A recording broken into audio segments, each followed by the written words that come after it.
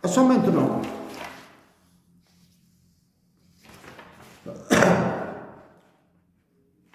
il est, il est temps que les années. Maintenant, nous allons aborder le terrain à travers Tizi Ouzou.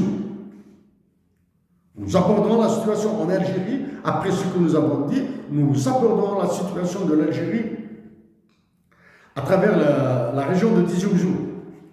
Il est temps que les Algériennes et les Algériens passent à l'action pour sauver leur patrie et toute cette Afrique du Nord assassinée par des pouvoirs dictatoriaux. Emmanuel Macron et les conflits Est-Ouest dénoncent et s'opposent fermement, franchement et pacifiquement au programme de stabilisation du FMI et d'ajustement structurel de la Banque mondiale, sont tous débats populaires. Avec un débat populaire, oui, nous allons négocier avec vous. Et c'est ce que nous avons dit au début de l'OMO. La complexité de la situation en Algérie et de toute l'Afrique du Nord est impossible à comprendre par la majorité des Algériens et des Nord-Africains. C'est cette complexité de la situation en Algérie que nous aborderons maintenant avec pragmatisme, à travers cette hideuse manipulation concentrée sur Tizi Ouzou. Nous le répétons encore une fois. Depuis que Hossein Hamed et Louis Matoub sont partis, cette région est devenue une très mauvaise foi politique où des généraux veulent rééditer le massacre de 2001, 2002 et 2003. Le FMI et la Banque mondiale et l'impact sur Tizi Ouzou. Elle est dans la phrase, à travers, dans le bout de votre rapport, ici. Including by shielding non-strategic and growth-making ones. Le FMI a ordonné à l'État, au gouvernement algérien de privatiser ou bien de céder aux dynasties symboliques peut-être, à des concentrations de mafia en Algérie, des entreprises qui font des pertes. C'est depuis 2015 que nous avons attiré l'attention des Algériens sur cette pratique. Maintenant, la Tizi Ouzou, c'est l'énième de Tizi Ouzou qui est visé. Nous l'avons dit, il y a plus de 5 ans depuis que nous répétons ces mêmes mots-là. Depuis 2019, si on pire que cette privatisation se voit, loin de la Sonélec et des autres, la privatisation de l'État algérien a touché les services de sécurité et la justice. Actuellement, l'état-major de l'armée et franchement celui qui occupe la présidence de la République ont privatisé les services de sécurité, y compris la sécurité militaire, la justice. Ce sont ceux-là qu'il faudra déprivatiser. Il y a presque 2 mois de cela, nous avons parlé de cette foire sur les lois portant privatisation et accession à la propriété privée votée par vos députés sous le vocable de l'accès à la propriété privée. En décidant d'imposer la théorie de Ronald Coase, jamais vérifié, c'est un crime que vous légalisez. Le FMI, la Banque mondiale, en imposant cette théorie, a ordonné aux députés et sénateurs algériens de légaliser un crime et d'ordonner au gouvernement de l'exécuter. Ce dernier mois, c'est un magistrat de Tizi Ouzou qui est monté, qui a ajouté sa voix à celles qui ont réagi à ce que nous avons dit sur ce sujet. Nous disons à ce magistrat, les magistrats algériens regagneront en honneur en exécutant une justice au résultat juste, qui commencera par la libération de tous les détenus politiques et leur affranchissement de l'autorité des généraux. Les magistrats gagneront énormément. en se déclarant affranchi des généraux et en ordonnant la libération de tous les détenus politiques. Nous reviendrons sur les détenus politiques après. Si les chanteurs, côté culturel, côté danse, si des chanteurs, y compris de très célèbres, bien sélectionnés, ont été sucrés uniquement à Tizi Ouzou, il n'y a à Oran, Constantine, Taman Rasset, Adral, Élysée, Oran, etc., aucun gala des chefs et des vedettes locales. En Kabylie, des têtes ont été sélectionnées, qui ont été sucrées par l'argent public durant le mois de Ramadan 2024. Ces mêmes têtes, ces mêmes chanteurs sélectionnés, ils ignorent, ne comprennent pas la manipulation dont ils sont victimes, pointant à l'Office national des droits d'auteur pour encore recevoir un peu plus d'argent. Ces chanteurs,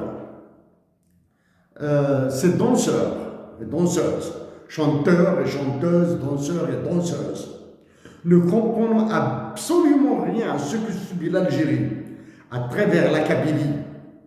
Ces chanteurs cupides, pour certains, ont accepté de participer à la mangeoire et de rouler pour des généraux dans cette arnaque.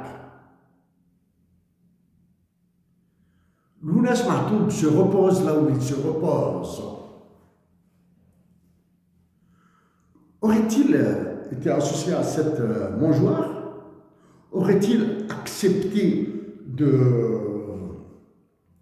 fonctionner comme vous?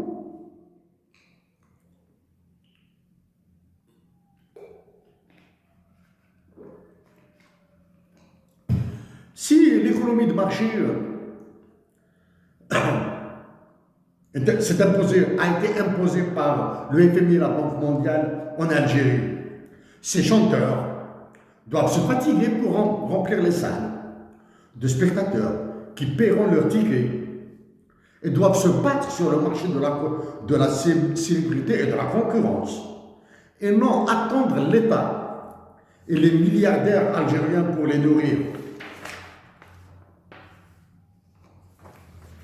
Avec le 20 avril 2024 que nous avons anticipé et ce massacre de la lutte de Mohamed Haroun, Lounes Mahtoub et autres, ces tireurs de la chansonnette doivent se rendre compte que l'argent gagné durant le mois de Ramadan est pur pour escamoter la célébration du printemps 80 de Mustafa Bacha et de ses camarades,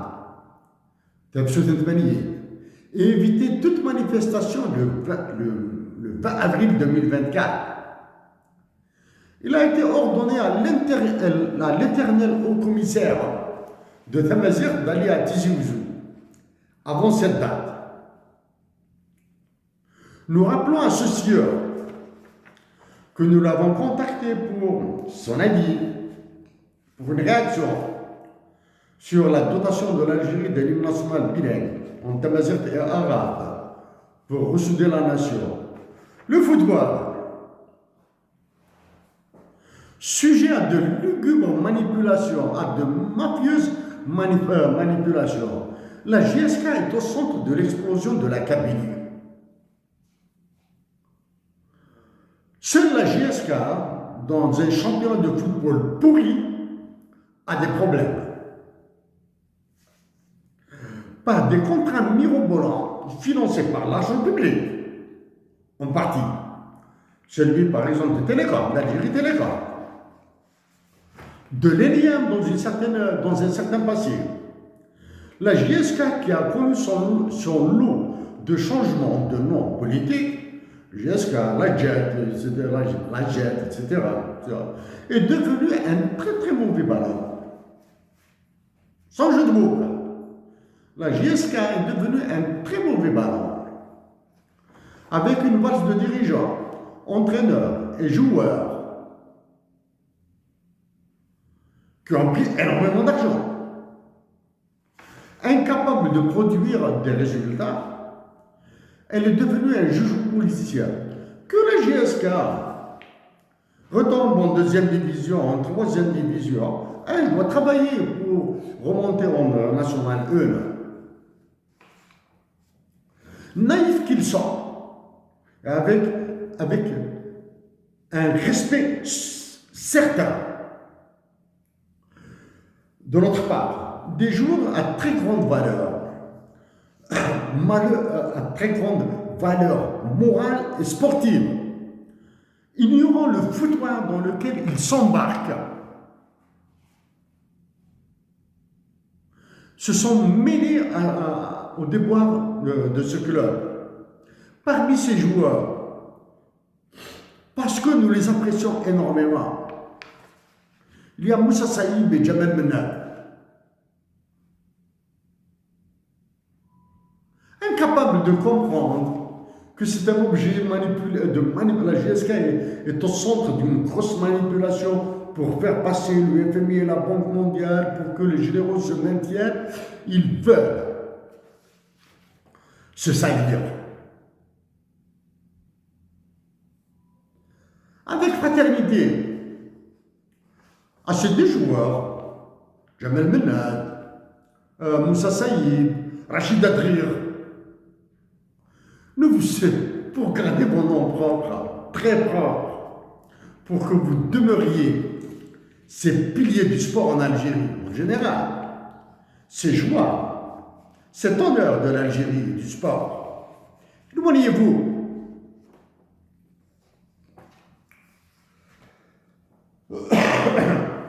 revenons sur la privatisation de l'ENIA. Le FMI et la Banque mondiale l'ont dit à travers, including by shedding non-strategic and loss-making ones. La décision de privatiser ou de dissoudre complètement ces entreprises relève du crime économique, relève du crime patriotique. Il est possible de négocier avec les travailleurs de l'ENIA et de toutes les compagnies qui sont visées par la privatisation ordonnée par le FMI et la Banque mondiale. Avez-vous oublié le massacre de Metal Sider,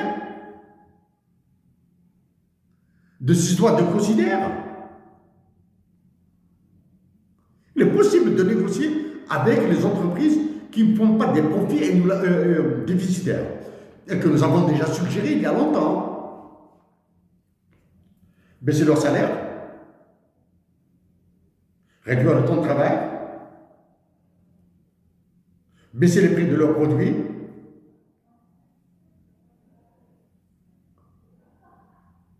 il est possible de maintenir l'emploi. Les travailleurs algériens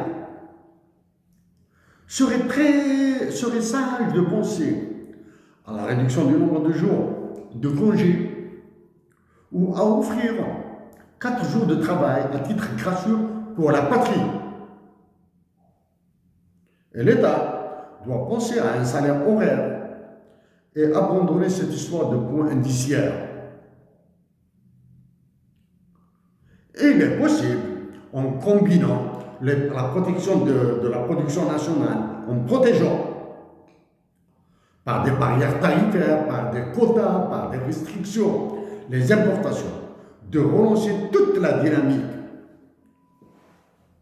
de la production en Algérie, de la préservation de l'emploi.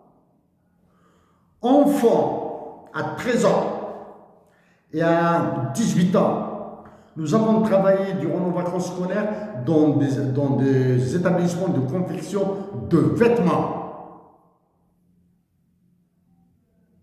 qui ont été tous fermés à cause du FMI et de la Banque mondiale, à cause de l'explosion du prix du fil, du tissu et bien sûr, des équipements industriels, des machines à coudre, etc. Nous avons travaillé. C'est là-bas que nous avons commencé à gagner nos salaires durant les vacances scolaires. Ce sont des établissements de nos oncles à Alger.